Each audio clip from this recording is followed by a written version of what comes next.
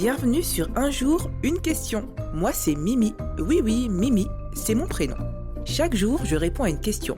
Prépare-toi à voyager avec moi et à découvrir plein de choses. On ne va pas s'ennuyer, tu verras.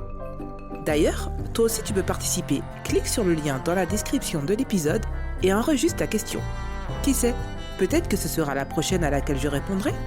Alors, prêt pour une nouvelle aventure ?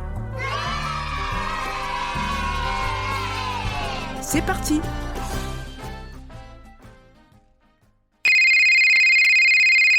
Parce qu'on nage, c'est quoi qui fait nager notre corps? Bonjour cher auditeur, merci pour ta question. Alors comme ça, tu veux savoir comment on fait pour nager. C'est vrai que pour ceux qui savent déjà nager, ça peut sembler tout simple. On saute dans l'eau et hop, on avance. Mais en réalité, nager, ce n'est pas juste flotter ou agiter ses bras dans tous les sens. C'est une vraie compétence, un apprentissage, un peu comme apprendre à marcher, mais dans l'eau. D'abord, il faut comprendre une chose. Ton corps est naturellement capable de flotter. Oui, même si tu as l'impression de couler comme une pierre quand tu sautes dans la piscine. Ton corps est fait en grande partie d'eau et il est même un peu moins dense que l'eau. Surtout si tu prends une bonne inspiration car les poumons pleins d'air te rendent plus léger. C'est pour ça que si tu te détends, que tu ne bouges pas trop, tu peux rester à la surface sans couler. Beaucoup de gens apprennent d'abord à faire l'étoile de mer. On s'allonge sur le dos, on écarte les bras et les jambes et on laisse le corps flotter doucement. Mais flotter ne suffit pas pour nager. Pour avancer dans l'eau, il faut trouver le bon équilibre entre les mouvements des bras, des jambes et la respiration. Et là, c'est un peu comme une danse aquatique. Tu as peut-être déjà entendu parler des différentes nages. La brasse, le crawl, le dos crawlé ou le papillon. Chacune a sa technique, ses mouvements, sa manière de respirer. Par exemple, en brasse, tu ouvres les bras en cercle et tu pousses l'eau vers l'arrière, pendant que tes jambes font une sorte de mouvement en grenouille.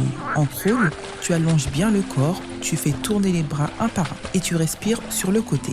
Apprendre à nager, ça demande un peu de temps, de la patience et surtout de la confiance. Beaucoup de gens ont un peu peur de l'eau au début et c'est normal. Le plus important, c'est de commencer dans un endroit sûr, peu profond, avec un adulte ou un maître nageur qui peut t'aider. Il existe même des cours dès 4 ou 5 ans dans certaines piscines. Même des personnes âgées peuvent apprendre à nager. Il n'est jamais trop tard. Il faut aussi entraîner son souffle. Quand tu nages, ton corps bouge, mais tu dois aussi apprendre à inspirer, à expirer au bon moment pour ne pas paniquer. Et attention, nager, ce n'est pas seulement utile pour s'amuser pendant les vacances. C'est aussi un vrai super pouvoir pour la sécurité. Chaque année, il y a malheureusement des accidents, des noyades, même dans des endroits où l'eau ne paraît pas profonde. En France, par exemple, selon Santé publique France, la noyade est l'une des premières causes d'accidents mortels chez les enfants de moins de 6 ans. C'est pour ça qu'apprendre à nager est très important. C'est même devenu obligatoire à l'école en France. Tous les enfants doivent apprendre à nager avant la fin du CM2. Et puis nager, c'est bon pour la santé. Tu fais travailler tous les muscles de ton corps, tu développes ton souffle, tu apprends à mieux te concentrer.